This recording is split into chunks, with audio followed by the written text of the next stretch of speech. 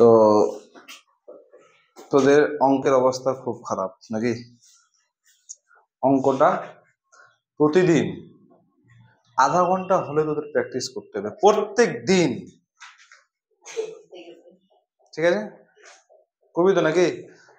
মঙ্গলবার যে পরীক্ষাটা আছে তো সাবধান, এর পরিণাম কিন্তু খুব ভয়ঙ্কর হতে যাচ্ছে, ঠিক আছে? হাসিস? আর আজকে তোদের পরিবেশ যে চ্যাপ্টারটা হবে, এর আগের দিন কি করেছিলাম? পদার্থের প্রকৃতি, না?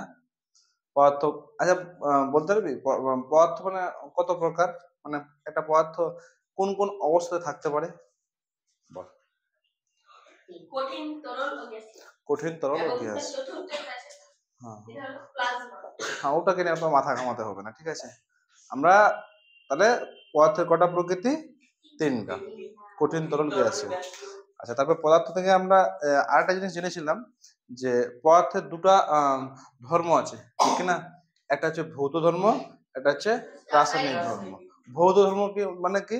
পদার্থের বাইরের বাইরের গন্ধ শুনে বা কালার দেখে বা তোর টাচ করে, বুঝেছিলাম না? হ্যাঁ, বা স্যান্ড সঙ্গে, হ্যাঁ। তো পদার্থকে বুঝা গেলে সেটা হচ্ছে ওর ভৌত ধর্ম, বুঝেছিলাম না? আচ্ছা, আর রাসায়নিক ধর্মটা হচ্ছে কি? ওর ভিতরকার অণুর, মানে ধরুন একটা পদার্থ আছে, ওর ভিতরের অণুর পুরো দেখতে হবে, চেঞ্জ করে তারপরে বোঝা যায়, ঠিক আছে? আজকে আমরা রাসায়নিক ধর্মটা একটু একটু পড়বো, আর সবাই কিন্তু মন দিয়ে একটু বুঝিস, ওকে? তো একটা কথা বলি যে too much anything not so good, too much anything not so good, everything has limitation। এর মানেটা বুঝতে পারছিস? মানে তুই যা কিছু করবি কি না, সারা দিনে যা কিছু করবি, অতিরিক্ত কোনো কিছু করিস না। অতিরিক্ত মানে এক্সট্রিম লেভেলে যেটা পৌঁছে যাচ্ছে কিনা, অতিরিক্ত করতে যাস না।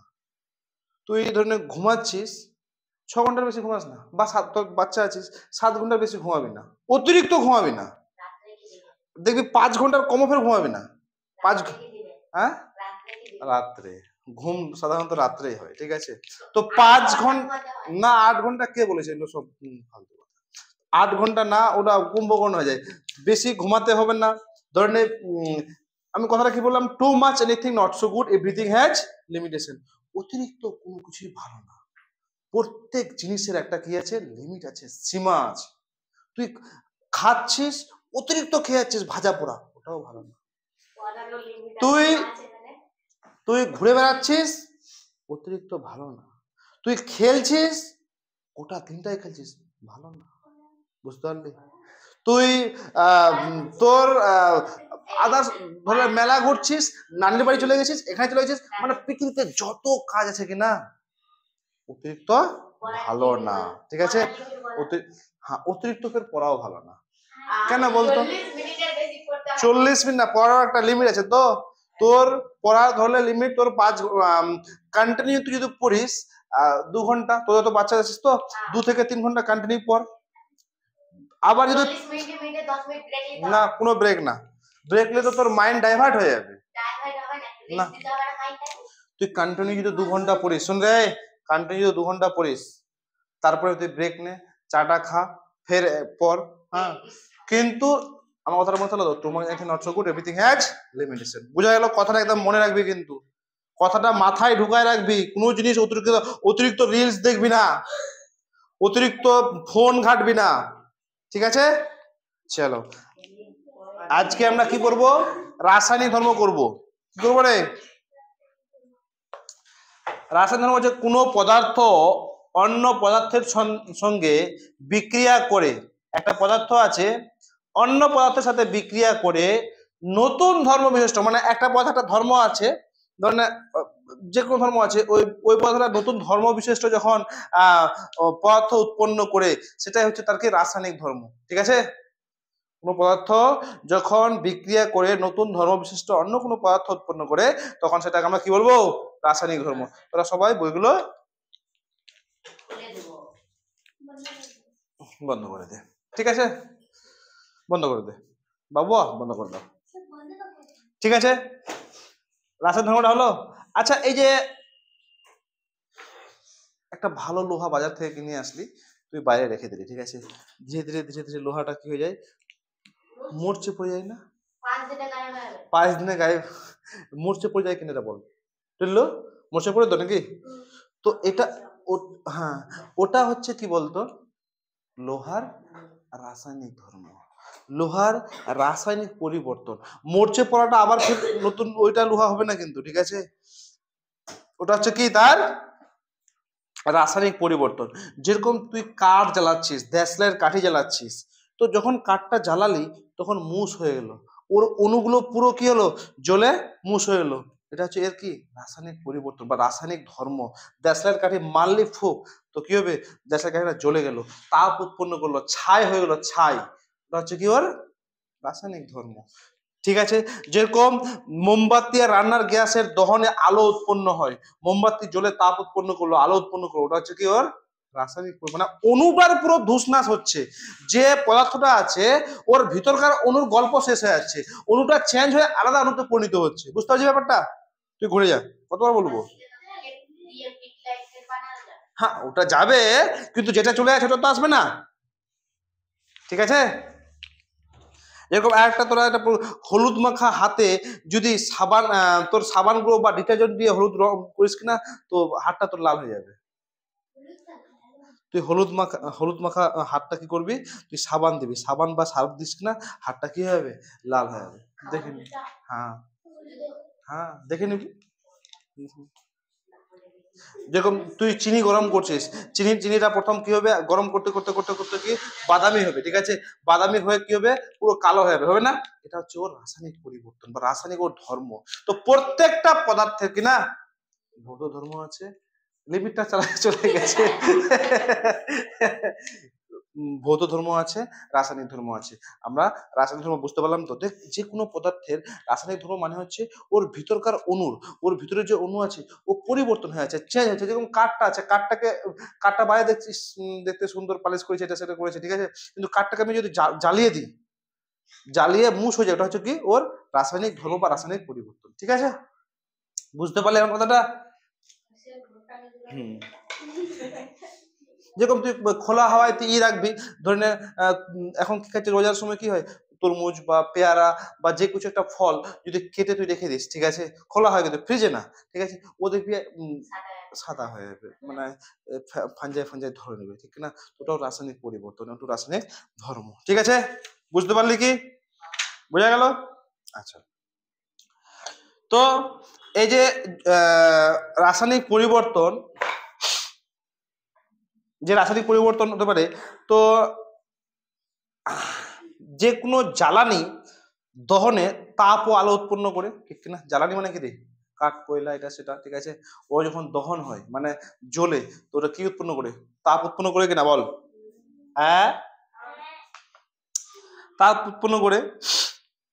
যেরকম এমন একটা প্রাণী আছে, বুঝতে পারলি, মানে প্রাণী, হ্যাঁ প্রাণী বলি, যে ওর দেহে কিনা তাপ ওই আলো উৎপন্ন হয়, বলতো কি? জোনাকি। দেখেছিস জোনাকি? বেলে দেখেনি, দেখিস নি তুই? হাই কপা, জোনাকি দেখিস নি? রাত্রে মিট মিট করে জ্বলবে জোনাকি। কি হ্যাঁ, ওখানে কি হয় বলতে পারবি তুই? জোনাকির দেহে এমন কি হয় যে ওর দেহটা জ্বলে? লাইট সিস্টেম আছে, ব্যাটারি ফেটারি লাগাই দিয়েছে জোনাকির পেটের ভিতরে, আর ওখানে ব্যাটারি লাগে, ব্যাস ও যখন উড়াচ্ছে কিনা তখন জ্বলছে, ঠিক তো?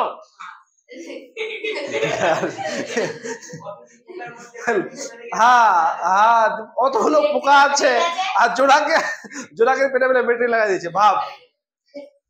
ঠিক ঠিক ঠিক, তুমি ঠিক কথা বলেছো। বলবো, ঠিক আছে, তো তোমরা বুঝতে পারলি তো রাসায়নিক ধর্ম বা রাসায়নিক পরিবর্তন কি? ঠিক আছে, আচ্ছা আচ্ছা, আমরা এই ভৌত পরিবর্তনটা পড়েছিলাম না এর আগের দিন? একদম শুধু করে বলেছিলাম এটা হচ্ছে ওর ভৌত ধর্ম। ভৌত ধর্ম কতটি প্রমাণ দিয়েছিলাম না?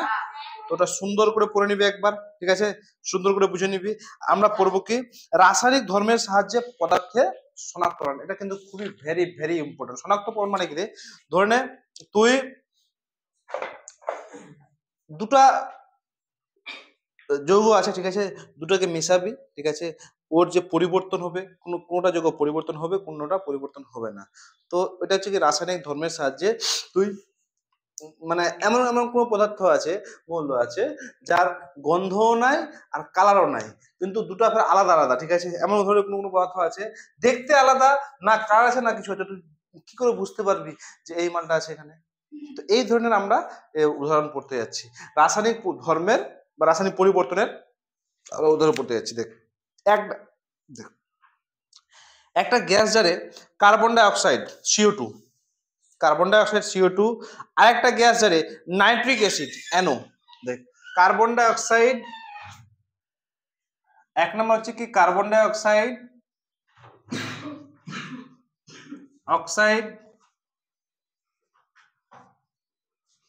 আর 2 নম্বর হচ্ছে কি নাইট্রিক অ্যাসিড।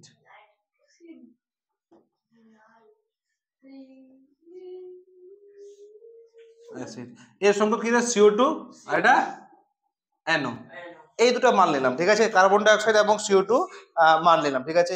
এই দুটো গ্যাসে হচ্ছে বর্ণহীন, মানে এদের কোনো কালার নেই, কালারলেস, আর গন্ধহীন, না কোনো সেন্ট, ঠিক আছে, না বর্ণ আছে না গন্ধ আছে। তো তুই কি করে বুঝবি দুটো পাত্রে কিন্তু এই দুটো মাল আছে, বুঝতে পারলি? এটা আছে এখানে, এখানে গ্যাস যার আছে, এখানে করে ভালো করে প্যাক করা আছে, হ্যাঁ। তো তুই কি করে বুঝবি যে এখানে কার্বন ডাই অক্সাইড আছে আর এখানে কার্বন ডাই অক্সাইড, মানে তোর ধরুন এটা একটা থেকে নাইট্রিক অ্যাসিড আছে, একটাতে কার্বন ডাই অক্সাইড, তুই কি করে বুঝবি বল? বললে হ্যাঁ বল তো দেখি। কার্বন আপনি যদি দুটো পাত্রে রাখা হয় খোলা অবস্থায়, কারণ কার্বন ডাই অক্সাইড যা আছে অক্সিজেনের সঙ্গে কোনো বিক্রিয়া করবে না, তাই জন্য সেরকমই থাকবে। কিন্তু নাইট্রিক অ্যাসিড যে আছে ওই অক্সিজেনের সঙ্গে বিক্রিয়া করে, এই তৈরি করে nitric dioxide. Nitric oxide, nitric অ্যাসিডটা নাইট্রিক অ্যাসিডে কি নাইট্রিক ডাই অক্সাইড পরিণত হবে না, তারপরে নাইট্রোজেন ডাই অক্সাইড পরিণত করবে। ওটা একটা গন্ধযুক্ত হবে, কোন কোন গন্ধ হবে?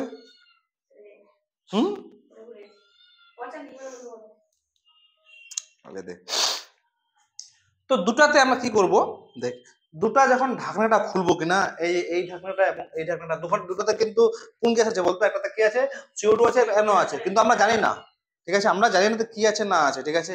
তো যখনই দুটার ঢাকনা খুলবো, যখনই এই দুটা ঢাকনা খুলবো, তখন কি হবে যে যেটাতে নাইট্রিক অ্যাসিড আছে, যেটাতে তোর নাইট্রিক অ্যাসিড আছে কিনা তোর এবং যেটাতে কার্বন ডাই অক্সাইড আছে, কার্বন ডাই অক্সাইড কিন্তু অক্সিজেনের সাথে, আরে বাতাসে অক্সিজেন আছে তো নাকি, CO2 কিন্তু অক্সিজেনের সাথে বিক্রিয়া কোনো করবে না, ঠিক আছে।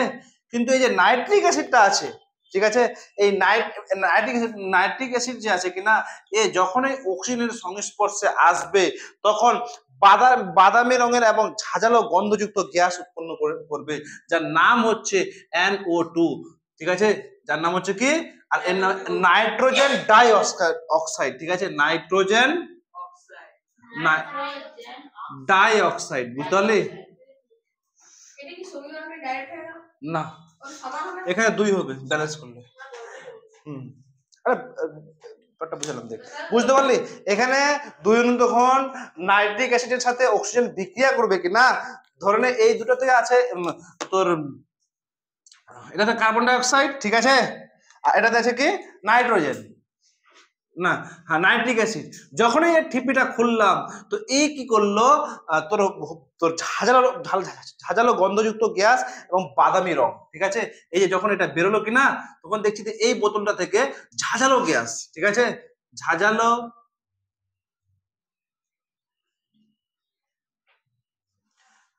গ্যাস ও বর্ণহীন বাদামি রঙের, মানে এই ঝাঁঝালো গ্যাস হচ্ছে বাদামি রঙের, ঠিক আছে। বুঝতে পারলে আমার কথাটা? হ্যাঁ, তো এখান থেকে আমরা বুঝতে পারলাম যে এখানে কি আছে রে বাবু বলতো, এখানে আছে তোর কি CO2, ঠিক আছে, আর এখানে কি আছে বল, NO আছে এখানে। বুঝতে পারলি আমার কথাটা? ভালো করে বুঝলি কি? তো এখানে আমরা যে বিক্রিয়ার সাহায্যে বুঝতে পারলাম যে এরকম এরকম ব্যাপার, ঠিক আছে, খুব ইম্পর্টেন্ট, করে নিবি। এরপরে দেখ, একটা গ্যাস জারে ফের গ্যাস জার, হ্যাঁ এটা তো গল্প শেষের।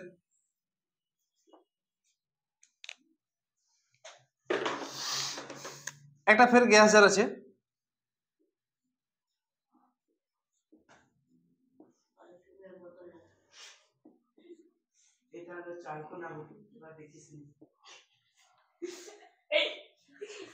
একটা গ্যাস জারে কার্বন ডাই অক্সাইড আর একটা গ্যাস জারে অক্সিজেন রাখা হলো, ঠিক আছে। এখানে কি দেখা হলো, মানে একটাতে কার্বন ডাই অক্সাইড রাখা হলো CO2, আর একটাতে কি রাখা হলো O2 অক্সিজেন, ঠিক আছে। তো দেখ দুটাই হচ্ছে তোর গন্ধহীন আর দুটাই হচ্ছে বর্ণহীন, দেখতে একদম সিম্পলের মতো, ঠিক আছে। তো কি করে তুই বুঝবি যে কোনটাতে তোর কার্বন ডাই অক্সাইড আছে আর কোনটাতে অক্সিজেন আছে? এটা একটা পরীক্ষা আছে, বুঝতে পারলে? কি পরীক্ষা দেখ। তো এই গ্যাস জারে ভালো করে বুঝ, এই গ্যাস জারে স্বচ্ছ চুনজলের মধ্য দিয়ে, আচ্ছা এই যে স্বচ্ছ, আমরা কিন্তু এর আগে এর ষষ্ঠ মানে ক্লাস 6 এটা পড়েছি। তো স্বচ্ছ চুনজলের মধ্য দিয়ে যখন আমি কার্বন ডাই অক্সাইড পার করাবো, ঠিক আছে, তখন এই চুনজল কি হবে, ঘোলা হয়ে যাবে। কি হবে? স্বচ্ছ চুনজলের মধ্য দিয়ে যখন আমি কার্বন ডাই অক্সাইডটা পাস করাবো, ঠিক আছে, তখন চুনজলটা কি হবে, ঘোলা হয়ে যাবে। কিন্তু স্বচ্ছ চুনজলের মধ্য দিয়ে যখন অক্সিজেন পার করাবো, তখন কিন্তু সেই চুনজলটা আর ঘোলা হবে না, কোনো বিক্রিয়াই করবে না। ভালো করে বুঝ। কিন্তু ধরেন একটা মানে পাত্রের মতো আছে, ওখানে চুনজল আছে, আমি কি করব, দুটো জিনিস পাস করাবো, একটা হচ্ছে কার্বন ডাই অক্সাইড, একটা হচ্ছে অক্সিজেন। যখন এই কার্বন ডাই অক্সাইডটা পাস করালাম, তখন চুনজলটা কি হয়ে গেল, ঘোলা হয়ে গেল। আর অক্সিজেনটা যখন পাস করালাম তখন ঘোলা হলো না। তো এখান থেকে আমরা কি বুঝতে পারবো, ঘোলা হলো এর মানে ওটা হচ্ছে কি কার্বন ডাই অক্সাইড, চুনজলটা ঘোলা হয়ে গেল এর মানে কি এটা কার্বন ডাই অক্সাইড, আর একটাতে ঘোলা হয়নি মানে কি অক্সিজেন। বুঝতে পারলে আমার কথাটা? ক্লিয়ার একদম? ঠিক আছে, আচ্ছা হলো এটা। এরপরে আরেকটা পরীক্ষা আছে। কি পরীক্ষা? দুটো টেস্ট টিউবে একটা কার্বনের গুঁড়ো, অন্যটাতে ফেরাস সালফেট। টেস্ট টিউব এলো এই যে এরকম থাকে না,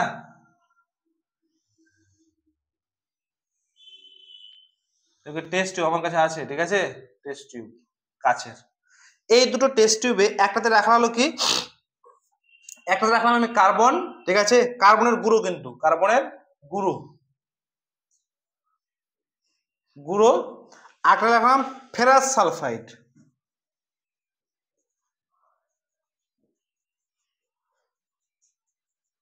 মানে FeS, আর একটা হচ্ছে কার্বন, ঠিক আছে। তাহলে একটাতে কার্বন, একটা হচ্ছে ফেরাস সালফাইড, বুঝতে পারলি? দুটো টেস্ট টিউবে আমি রাখলাম কি, একটাতে কার্বন রাখলাম, একটাতে ফেরাস সালফাইড রাখলাম, একটাতে কার্বন, একটাতে ফেরাস সালফাইড, ঠিক আছে। কার্বন কালো করে আছে,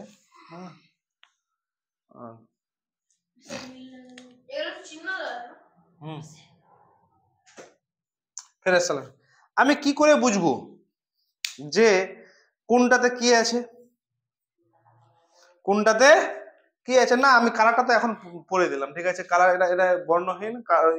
তো একটাতে কার্বনের গুঁড়ো আছে, একটা ফেরাস সালফেট। কি করে বুঝবো যে কোনটা টেস্ট টিউবে কি আছে না আছে? বলতে পারবি? দেখ, একটা আছে লঘু সালফ্রিক অ্যাসিড, ঠিক আছে, যার নাম H2SO4। এর নাম কি? লঘু সালফ্রিক অ্যাসিড, ঠিক আছে। এই কার্বনের সাথে লঘু সালফিক অ্যাসিড, কার্বনের সাথে যখন লঘু সালফিক অ্যাসিড বিক্রিয়া করে না, ঠিক আছে, করবেই না, ঠিক আছে, কার্বনের সাথে লঘু, এটা কিন্তু খুব ইম্পর্টেন্ট বিক্রিয়া, ঠিক আছে, সবাই একদম মনে রাখবে। এই FeS মানে ফেরাস সালফেটের সাথে এই লঘু সালফিক অ্যাসিড বিক্রিয়া করলে পচা ডিমের মতো ঝাঁঝালো গন্ধ। পচা ডিম দেখেছিস?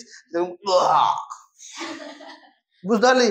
পচা ডিমের মতো ঝাঁঝালো গন্ধযুক্ত গ্যাস উৎপন্ন হয় যখন এই দুটো মিলে কিনা, ঠিক আছে, এই দুটো যখন মিলা হয়, ফেরাস সালফাইড আর লঘু সালফিক অ্যাসিড যখন মিলা হয় তখন উৎপন্ন হয় কি FeSO4 প্লাস H2S। এটাই হচ্ছে কি বলতো তোর পচা ডিমের মতো গন্ধযুক্ত, ঠিক আছে, পচা। আর এর নাম হচ্ছে হাইড্রোজেন সালফাইড। এর নাম কি রে?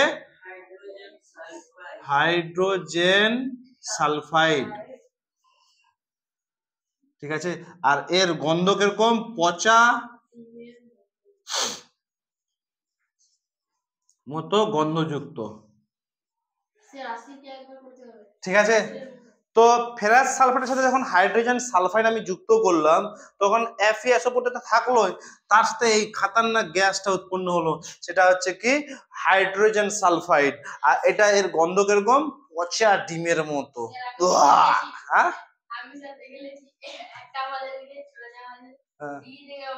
হ্যাঁ,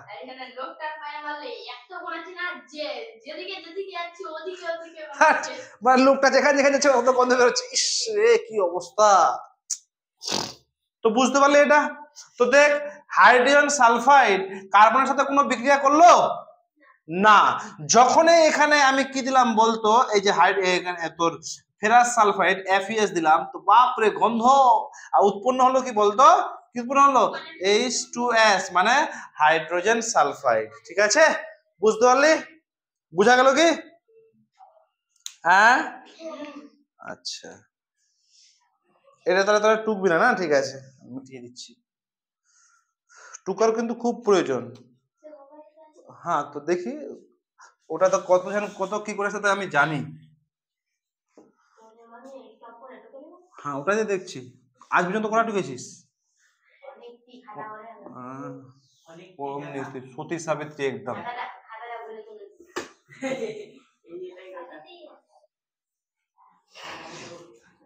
কম নিয়ে আদর্শ ছাত্র তোরা আমার রে। দেখ, ফের দুটো টেস্ট টিউব নিব, ঠিক আছে, আবার দুটো টেস্ট টিউব নিব। এটা একটা টেস্ট টিউব, এটা একটা। কটা পরীক্ষা করলাম এখন থেকে? তিনটা পরীক্ষা। এগুলো কিন্তু আসবে বলে দিলাম বারবার একটা কথা, এটাই আমি পরীক্ষা তো নিব না, থাম, যে অঙ্ক পরীক্ষা আছে এটিও পরীক্ষা হবে, তখন তো গল্প হবে তোদের। দুটো টেস্ট টিউবে একটা কি আছে NaCl সোডিয়াম ক্লোরাইড, একটা হচ্ছে মার্বেল পাথর। দুটো জিনিস আছে, একটা হচ্ছে সোডিয়াম ক্লোরাইড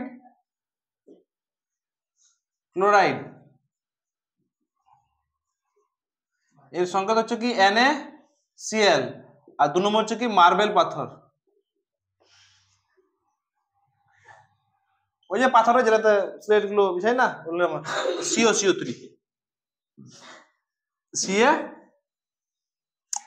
ঠিক আছে।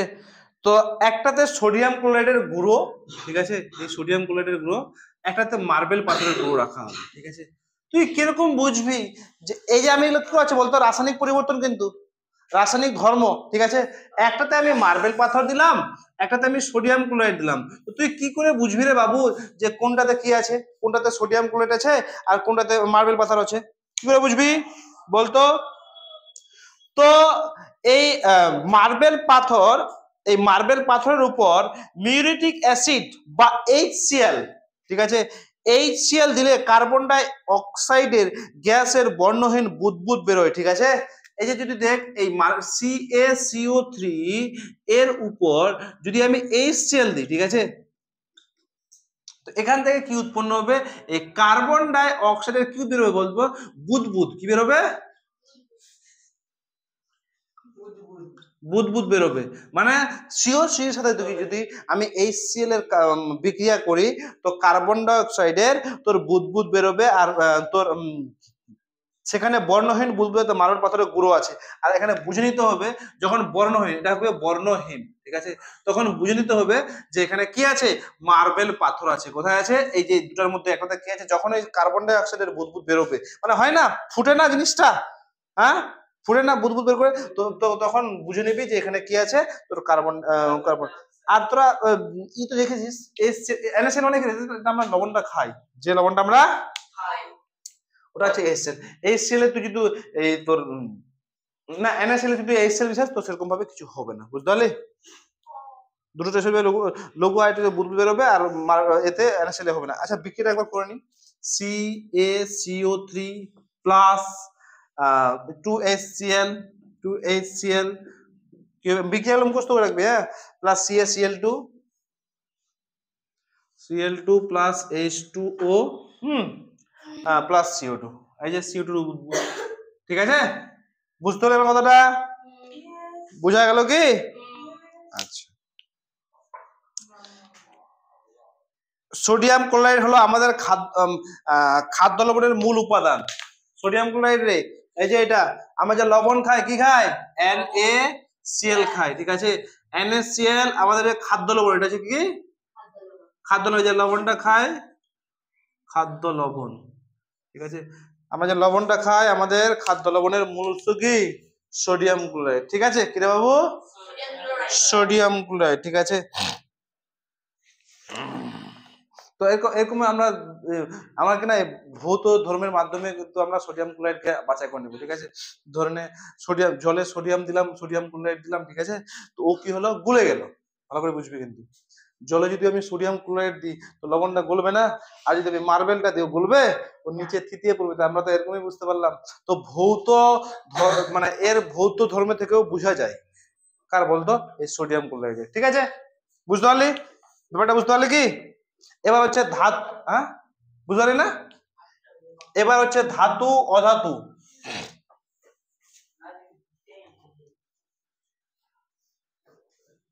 এটা কিন্তু খুবই ইম্পর্টেন্ট, ভালো করে বুঝবি। ধাতু অধাতুর বৈশিষ্ট্য ব্যবহার, ধাতু ও অধাতুর বৈশিষ্ট্য ও ব্যবহার, ঠিক আছে। আচ্ছা ধাতু কোনগুলো অধাতু কোনগুলো বলতে পারবি, বল, বললে মেটাল, এই যে ডানিরা আছে লোহার, এটা একটা ধাতু, ঠিক কিনা? আর ধাতু কোথায় দেখতে পাচ্ছিস, এই যে এটা ধাতু, ওই যে ওটা ধাতু, ওই যে উপরটা ধাতু, এই যে উপরে ধাতু, ঠিক কিনা, ঠিক কিনা? তো লোহা, তামা, অ্যালুমিনিয়াম, জিঙ্ক, হ্যাঁ দেখা যায়, পরীক্ষা করে দেখা যায়, মানে দেখ ধরে নে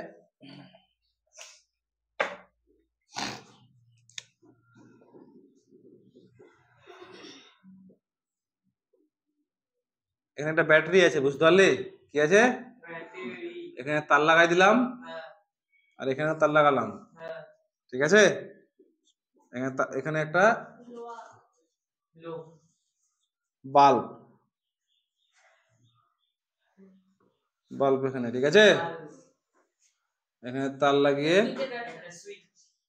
এখানে একটা কি হবে,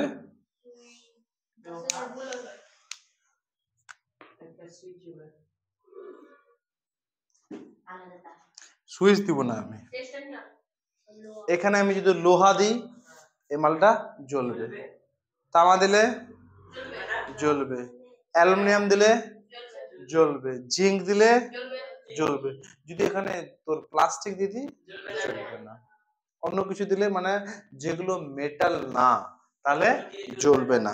তো এখান থেকে কি বুঝতে পারলি যে ধাতু কি পরিবহন করতে পারে, ধাতু হচ্ছে কি তড়িতের সুপরিবাহী, ধাতু যে আছে, ধাতু আর অধাতুর মধ্যে পার্থক্য বলতো, আমি বলছি ধাতুর কি কি গুণাগুণ আছে না গুণ আছে এরকম বলবো, ঠিক আছে, অধাতুর গুণাগুণও বলবো, ঠিক আছে। তো এই ধাতু তোর তড়িতের সুপরিবাহী, লোহা, তামা, অ্যালুমিনিয়াম, সিলিকন যতগুলো আছে কিনা, ওখান থেকে যদি মানে ইলেকট্রিক দিস, ওখান থেকে ইলেকট্রিকটা এক জায়গা থেকে অন্য জায়গা যেতে পারবে, ঠিক আছে। তো ধাতু হচ্ছে তড়িতের এবং তাপেরও সুপরিবাহী। এটা যদি লোহার পেন হয়, আমি যদি আগুনে ধরে রাখি তো আমি বেশিক্ষণ ধরে রাখতে পারবো না, আস্তে আস্তে তাপ চলে আসবে এখানে, ঠিক কিনা? তো তাপেরও সুপরিবাহী এবং তড়িতেরও সুপরিবাহী। ধাতু হচ্ছে তাপেরও সুপরিবাহী এবং তড়িতেরও সুপরিবাহী। এরকম বিভিন্ন অধাতু, কাঁচকে গরম করতে লাগবে তোর কাঠ কয়লা প্লাস্টিক পরীক্ষা করলে এখানে কি এই যে পরীক্ষাটা এখানে কাঠ কয়লা লাগলে বাল্বটা জ্বলবে কি? না, জ্বলবে কি রে? এর মধ্যে বুঝতে পারছিস কি, কাঠ কয়লা তারপরে ওই ফাঁচ এগুলো হচ্ছে কি তাপের কুপরিবাহী, মানে তাপ যায় না ওর মধ্য দিয়ে, তড়িৎ যায় না ওর মধ্য দিয়ে। বুঝতে পারলি? বুঝা গেল? আচ্ছা, একটা কিন্তু ইম্পর্টেন্ট, গ্রাফাইট।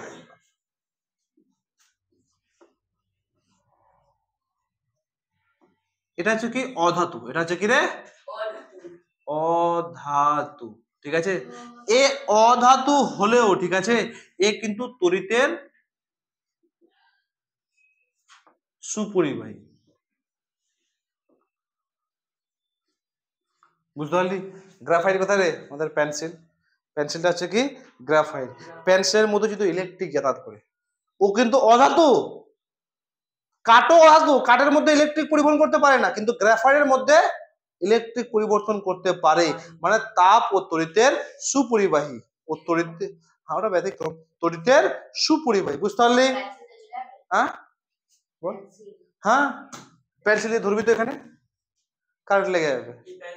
হ্যাঁ, নিপটা ওটাকে কাটতে যাবে না, কিন্তু পেন্সিল দিয়ে যাবে, ঠিক আছে। আচ্ছা, হলো তাহলে। তো তোকে পরীক্ষা যদি আছে এমন একটা অধাতুর নাম বলো যে তড়িৎ পরিবহন করতে পারে, কি হবে? গ্রাফাইট। কি হবে? গ্রাফাইট। আচ্ছা, সব থেকে তড়িতের সুপরিবাহী ধাতুটার নাম কি বলতে পারবি? সব থেকে সুপরিবাহী সেটা হচ্ছে কি তোর মানে তামা। হ্যাঁ, তামা সুপরিবাহিতা, কারণ বিদ্যুতের পরিবহনে বিভিন্ন বৈদ্যুতিক চালিত যন্ত্রে তামার তার ব্যবহার করা হয়। যেরকম ফেনে কি কিসের তার ব্যবহার করা হয় বলতো? তামার। ও কিনা বহুত মানে খুবই সুবিধা, মানে আরামসে যাতায়াত করতে পারে, ঠিক আছে। এবার চলে আসি আমরা ধাতু সংকর। আচ্ছা, বেশিরভাগ এখন যে কাজগুলো হয় কিনা, পিওর কিন্তু ধাতু থাকে না। পিওর মানে কি বলতো, ভালো করে বুঝবি কিন্তু। হ্যাঁ, পিওর কোনো ধাতু থাকে না, মানে ধরলে পিওর লোহা আছে বা পিওর অ্যালুমিনিয়াম আছে বা পিওর থাকে না, ওখানে ধাতু সংকর আছে। ধাতু সংকর মানে একটা ধাতু আর অন্য ধাতুটা গলিয়ে একটা নতুন ধাতু তৈরি করা হয়। হ্যাঁ, সেটাকে আমরা কি বলবো? সংকর ধাতু বলবো, ঠিক কিনা? তো বেশিরভাগই যখন এই ধাতু সংকরগুলো কিন্তু বিদ্যুতের কি হয়? সুপরিবাহী। ধাতু সংকরগুলো কি বিদ্যুতের সুপরিবাহী, ঠিক আছে। আচ্ছা বলতো, আমরা সব সময় যে এই যে কেউ ইলেকট্রিক কাজ করে, ঠিক আছে, তো এই সিঁড়িটা লোহার হয় না, কি হয়? প্লাস্টিকের হয় বা কাঠের হয়, ঠিক কিনা? আরে যে কেউ যদি লোহার কাজ করে না, যেগুলো লোহার মানে সরি ইলেকট্রিকের কাজ করে না, দেখবি তাদের কাছে সিঁড়িটা যে আছে হয় প্লাস্টিকের আছে, না হয় তোর কাঠের আছে, কিন্তু তোর এই লোহার হয় না। কেন বলতো? কারণ দেখ, ইলেকট্রিক কাজ করতে করতে ওকে যদি শক লাগে বা ওর কাছে যদি কারেন্টটা চলে আসে, ঠিক আছে, তো হ্যাঁ কানেকশন থাকে নিচে, ঠিক আছে, ও পুরো শেষ হয়ে যাবে, মানে লেগে যাবে, কারেন্ট লেগে যাবে, ঠিক আছে। লোহা হচ্ছে তো তাপ ও তড়িতের সুপরিবাহী। আর যে সিঁড়িটা আছে, কাঠটা আছে, ওখানকার যদি ইলেকট্রিক পরিবহন করতে পারবে না, পারবে কি? ও শুধু ওর শরীরে কারেন্টটা থাকবে, নিচে যাবে না, ফলে ও কিন্তু বেঁচে যেতে পারে। বুঝতে পারলে? তো ওই জন্য আমরা যারা ইলেকট্রিক কাঠ ব্যবহার করে, যেরকম দেখবি গ্রামে দেখবি যে যেটা ভিজ্জা বলে না, এই ভিজ্জা বাস আছে, এখানে বেশি মানে ভিজ্জা বাসে হাত দিস না, বা বৃষ্টির সময় কখনো ভুলেও তুই যদি বেরোস, ইলেকট্রিক পোল, ইলেকট্রিক বা মানে ইলেকট্রিক যেগুলো জিনিস আছে বা ভিজা বাসগুলো এসে তারে যুক্ত হয়ে আছে, কখনো ধরবি না। বুঝতে পারলি আমার কথাটা? ইলেকট্রিক, বুঝা গেল? আর সব সময় যখন কাজ করবি, যখন বাড়িতে যদি ইলেকট্রিক তুই কাজ করছিস, তখন জুতা পরে একদম পুরো একদম মাটির সাথে কোনো কানেকশন রাখবে না। কাঠের টুলটা আছে, কাঠের টুলের উপরে কাজ করবো, কারেন্টটা লাগলে নিচে না যায়, ঠিক আছে। আচ্ছা, এই যে বিদ্যুতের তারগুলো, এই যে তারটা আছে, তারটার ভিতরে কিন্তু কি আছে বলতো? তামা, অন্য কোনো থাকে, অ্যালুমিনিয়াম, তামা থাকে, ঠিক আছে। তো বাইরেরটাকে আমরা কি বলবো বলতো, অন্তরক বলবো। মানে ভিতরটাতে তো মেটাল আছে, ধাতু আছে, বাইরেটা হচ্ছে কি অধাতু, ওটাকে আমরা কি বলবো, মেটাল বলবো। কি বলবো, মানে ভিতরটাকে মেটাল বলবো, বাইরেটাকে বলবো অন্তরক। ওটা হচ্ছে তাপ ও তড়িতের সুপরিবাহী না কুপরিবাহী? হ্যাঁ হ্যাঁ, তোকে বুঝছিস না? বাইরের তারের ধরেন এটা তার, ঠিক আছে, ভিতরে তার দিয়ে গেছে ধাতু, আর বাইরের যে আবরণটা ওটা তাপ ও তড়িতের কুপরিবাহী, ওখান থেকে তাপ ও তড়িৎ যায় না, যায় কি যায় না, ঠিক আছে।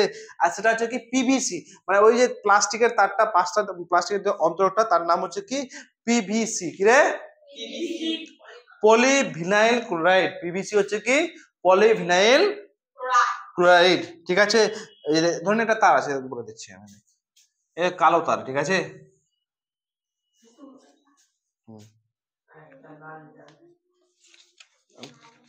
এখান থেকে ভিতরে এই তারগুলো গেছে, ঠিক আছে।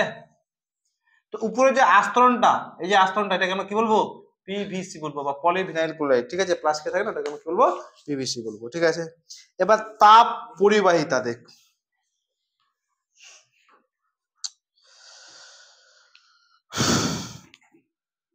তো ধাতুরা হচ্ছে কি তাপের সুপরিবাহী, ঠিক না? ধাতুরা কি রে, তাপের সুপরিবাহী। যেরকম কাঁচ, প্লাস্টিক, তোর কাঠ, কয়লা ইত্যাদি হচ্ছে কি তাপের কুপরিবাহী, তাপের কুপরিবাহী। আচ্ছা দেখ, একটা এমন ধাতু আছে তোর, অধাতু আছে, ঠিক আছে, তারা কিন্তু তাপের সুপরিবাহী দুটা। যেরকম একটা অধাতু হচ্ছে কি বলতো, গ্রাফাইট, না ও তো ধাতু রে। একটা হচ্ছে গ্রাফাইট, অধাতু হলেও, আর একটা আছে যার নাম হচ্ছে হিরে। কিরে, হিরে পৃথিবীর মধ্যে সব থেকে শক্ত, সব থেকে প্রথম শক্ত পদার্থ হয় সেটা হচ্ছে কি হীরা। ওই জন্য সেটার দাম তো বেশি নাকি, সব থেকে শক্ত হীরা, ঠিক আছে। তো শক্ত হচ্ছে কি হীরা, বুঝতে পারছিস, শক্ত হচ্ছে কি সব থেকে হীরা। আরে দেখ একটা জিনিস অবাক লাগে, গ্রাফাইট তো কিন্তু দাম কিন্তু প্রচুর, ঠিক আছে। গ্রাফাইট আমরা পেন্সিলে পাওয়া যায়, ঠিক আছে, কিন্তু গ্রাফাইট যেটা দিয়ে তৈরি, হীরাও ওটা দিয়ে তৈরি। গ্রাফাইটের রূপভেদ হচ্ছে হীরা। এটা আমরা মনে হয় 6 থেকে এটা পড়াবো, না কোনো ক্লাসে আছে, ফ্লোরিন, গ্রাফাইটের, তোকে পড়াইছিলাম, পড়াবো, টেনশন নেবে না। গ্রাফাইট, ফ্লোরিন আর হিরে, এরা যে রূপভেদ কেন হলো, কি হলো না হলো, এটা পড়াবো, নাহলে ওটা টাইম নিয়ে নেবে বেশি। হ্যাঁ, আচ্ছা। তো দেখ, দুটা এমন পদার্থ আছে, হিরে আর গ্রাফাইট, এরা অধাতু হলেও কিরে তাপের সুপরিবাহী, ঠিক আছে। তাপের সুপরিবাহী মানে কি বলতো, এক জায়গায় তাপ দিলে যাতায়াত করবে, ঠিক আছে, তাপটা গরম হবে, ঠিক আছে। আচ্ছা যা,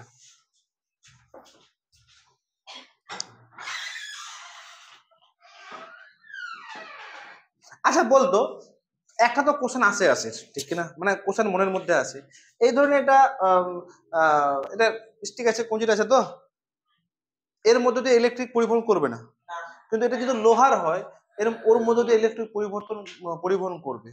আমরা যখন পদার্থ কাকে বলে এটা যখন যখন জানি, এর মানে কি বলতো, যে প্রত্যেকটা পদার্থ ক্ষুদ্র ক্ষুদ্র অণু দিয়ে গঠিত, ঠিক না? তো এটাও ক্ষুদ্র ক্ষুদ্র অণু দিয়ে গঠিত, আর মেটাল গুলোও ক্ষুদ্র ক্ষুদ্র অণু দিয়ে গঠিত। এর মধ্য দিয়ে কেন ইলেকট্রন যাচ্ছে না, আর মেটালের মধ্য দিয়ে কেন ইলেকট্রন যাচ্ছে, কোশ্চেন তো আছে। হ্যাঁ, কেন বল পারবি? হ্যাঁ, কারণ এই যেগুলো নন মেটাল মানে কি অধাতু, এদের মধ্যে অণুগুলো কিনা চারিদিকে ছড়িয়ে ছিটিয়ে থাকে, মানে অণুগুলোর তোর ঘনত্ব, ডেনসিটিটা অনেক কম থাকে ঠিকই, কিন্তু অনেক কম থাকে। আর যেগুলো মেটাল, যেগুলো ধাতু, ওদের মধ্যে যে অণুগুলো কি থাকে, ঘিচাঘিচি অবস্থায় থাকে। যেরকম ধাতু, দেখ রে, এটা ধরনের ধাতু, এটা ধরনের অধাতু, ঠিক আছে। এই যে অধাতুর যে এইগুলো আমরা ভালো করে জানি, পৃথিবীর যতগুলো জিনিস আছে কিনা, প্রত্যেকটা জিনিস ক্ষুদ্র ক্ষুদ্র কণা দিয়ে গঠিত, যাকে আমরা পরমাণু বলি। ঠিক আছে, যাকে আমরা কি বলবো, পরমাণু। তো এই যে ধাতুগুলো আছে একদম চারিদিকে ছড়িয়ে ছিটিয়ে আছে, এই যে ধরলে এটা হচ্ছে কি অধাতু। কি বললেন আপনি আগে বলুন? হ্যাঁ, আপনি কি বললেন আগে বলুন তো? পৃথিবীর ক্ষুদ্র কি বলুন? প্রত্যেকটা পৃথিবীর যে কোনো পদার্থ আছে ক্ষুদ্র ক্ষুদ্র অণু দিয়ে গঠিত। ঠিক আছে, ক্ষুদ্র ক্ষুদ্র অণু, যাকে আমরা পরমাণু বলবো। পরমাণু সবচেয়ে ছোট। হ্যাঁ, পরমাণু সবচেয়ে ছোট। হ্যাঁ, তো আমি কি বললাম, ক্ষুদ্র ক্ষুদ্র যে অণুগুলো, যাকে আমরা পরমাণু বলবো। তো ক্ষুদ্র থেকে যাকে ভাঙা যাবে না, যাকে এই যে ধরলে একটা জিনিসকে ভাঙতে ভাঙতে এমন অবস্থায় আসলো একে আর ভাঙা যাবেই না কোনো মতোই, তখন অনেকগুলো এর থিওরি আছে, বুঝতে পারলি? ইলেকট্রন, প্রোটন, নিউট্রন, পরমাণু, পুরো একটা চ্যাপ্টার আছে, বুঝতে পারলি?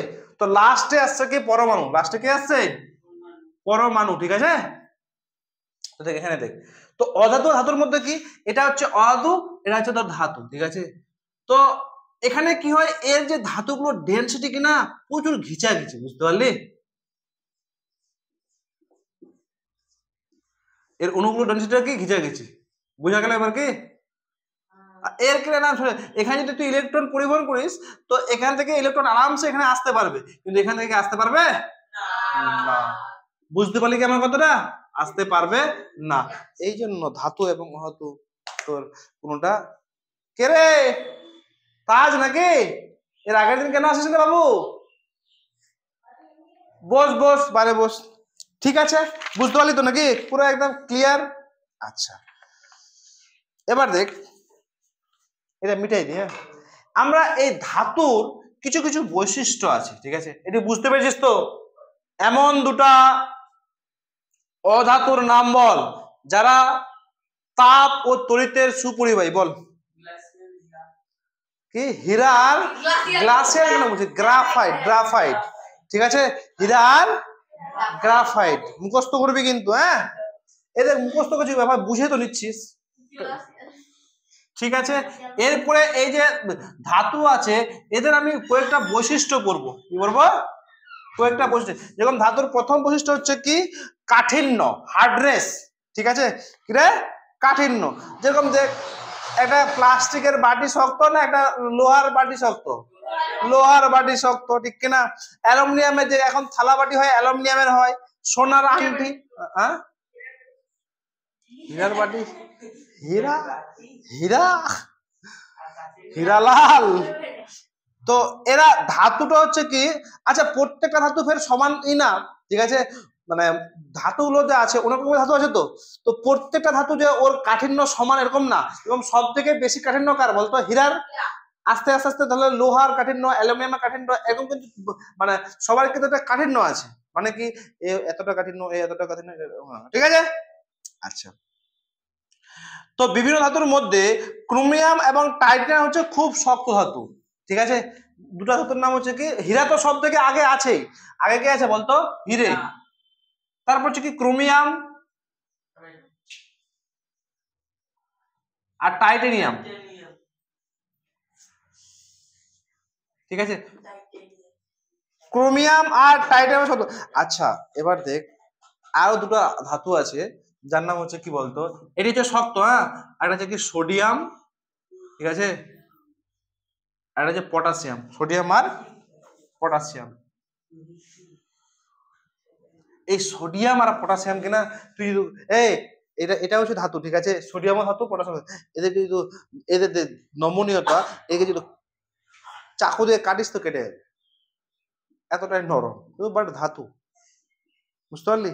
সোডিয়াম আর পটাশিয়াম তুই যদি চাকু দিয়ে কাটিস তো আরামসে কেটে যাবে, ছুরি দিয়ে তো, কিন্তু ওটা ধাতু।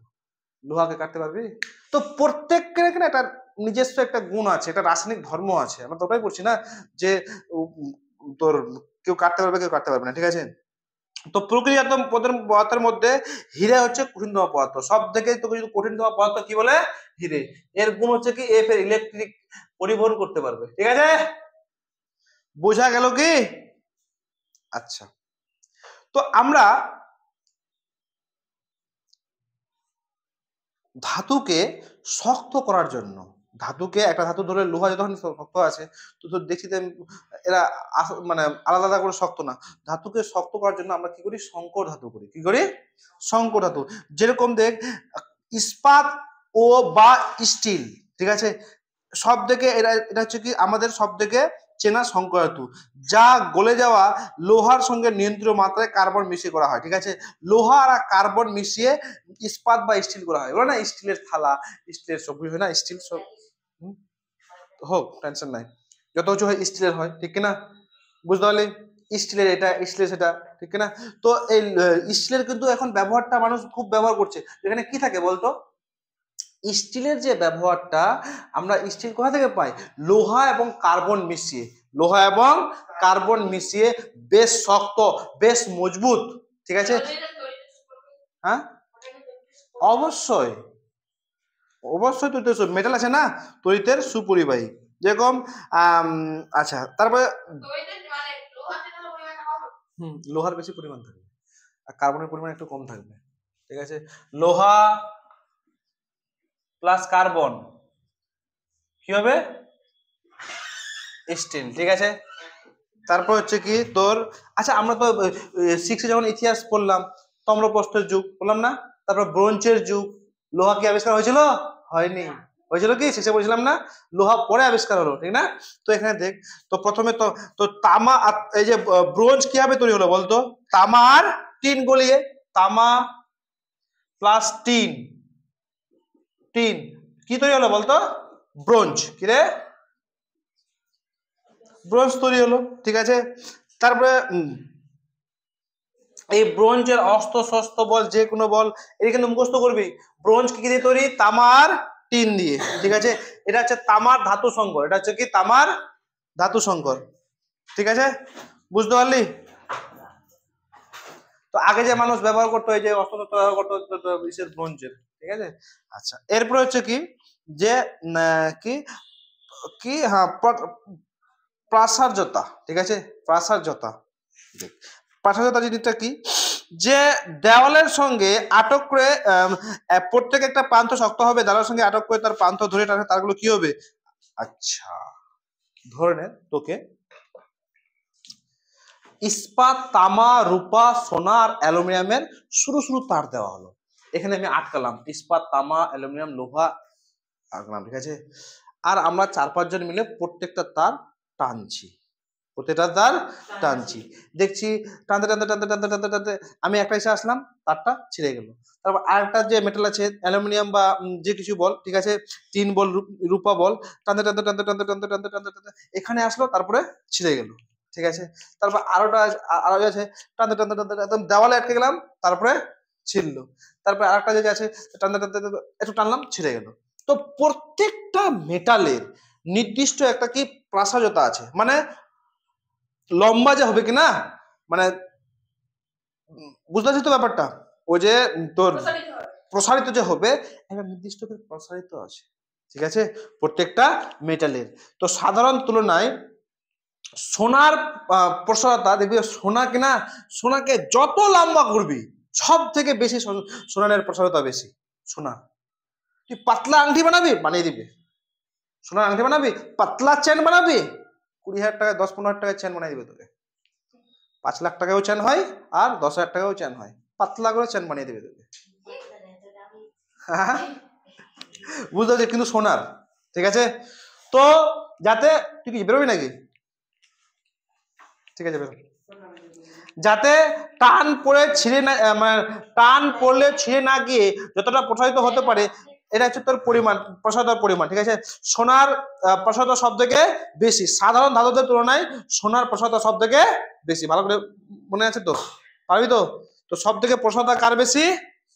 সোনার। ঠিক আছে, তারপর হচ্ছে নমনীয়তা। হ্যাঁ, তারপর হচ্ছে কি নমনীয়তা। নমনীয়তা মানে কি বলতো? কোন ধাতুটা কতটা নরম।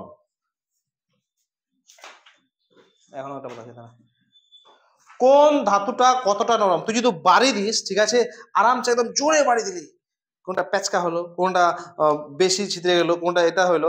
তো তোর কোনো কোনো ধাতু আছে কি নরম, মানে অনেকটাই তোর আয়তনে বেড়ে গেল, ঠিক আছে, আর কোনো ধাতু বাড়লো না। মানে এরকম থাকে যে কোনো কোনো ধাতুর নমনীয়তা বেশি, কোনো ধাতুর নমনীয়তা কম। তো সব থেকে দুটো ধাতুর নমনীয়তা বেশি, একটা হচ্ছে কি সোনার, একটা রূপার। সোনাকে যত বাড়াবি কিনা তত বাড়বে, ওর নমনীয়তা বেশি কিনা মারবি চ্যাপটে যাবে, ঠিক আছে। আচ্ছা, এই যে সোনা বা রূপাকে, ঠিক আছে, পিটিয়ে ওদেরকে পাতলা করা, জানিস তো? সোনা বা রূপাকে, এগুলো যারা সোনা রূপার আংটি ফাংটি বানায়, পিটিয়ে ওদেরকে কি করা হয়? পাতলা করা হয়, ঠিক আছে। আচ্ছা, বুঝতে পারলে কি?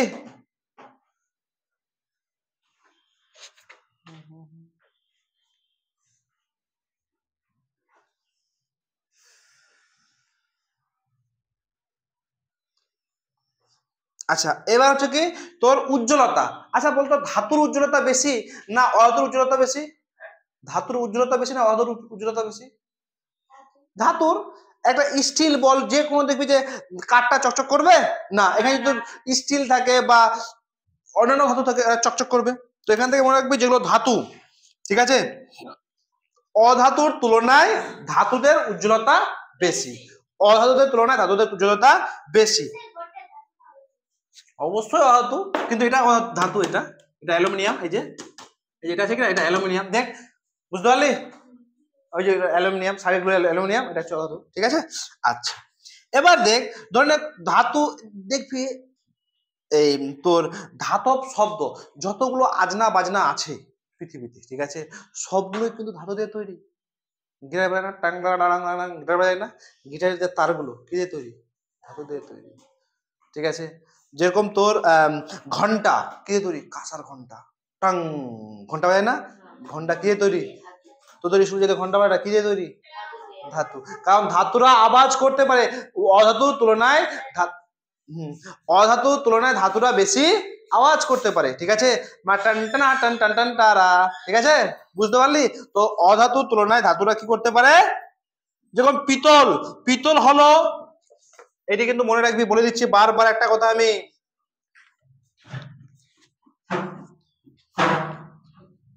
তামা প্লাস জিঙ্ক, এটা হচ্ছে কি পিতল,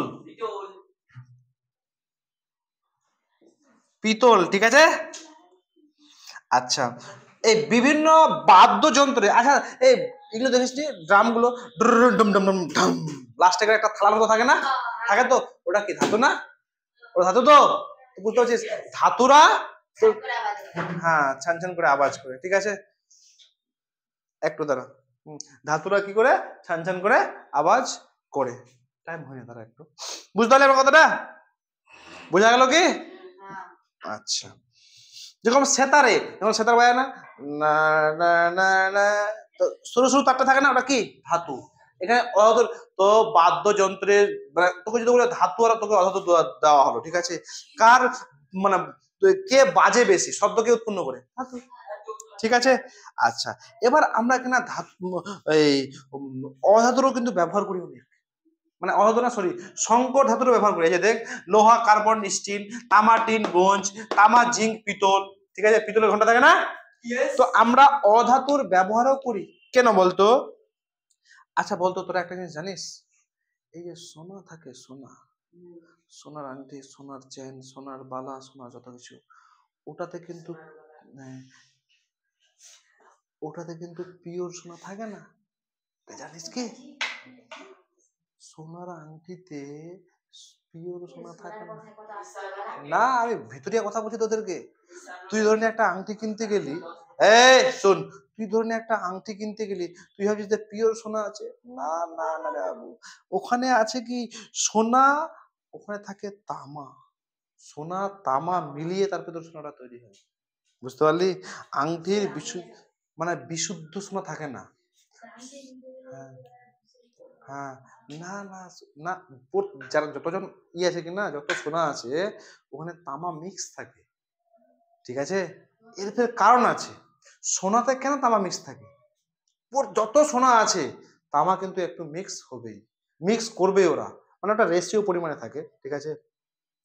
ক্যারেট থাকে, ক্যারেট 24 ক্যারেট বা কত ক্যারেট থাকে। তো সোনা ও তামার সংকর ধাতু দিয়ে তৈরি করা হয় আচ্ছা এই কোশ্চেন গুলো তোদের আজকে করাবো না, ঠিক আছে? আচ্ছা, এগুলো খুব ইন্টারেস্টিং কোশ্চেন আছে, কোশ্চেন গুলো একটা তোদের আসবে। তো এখান থেকে তো স্টপ করে দিই আজকে। হ্যাঁ হ্যাঁ স্যার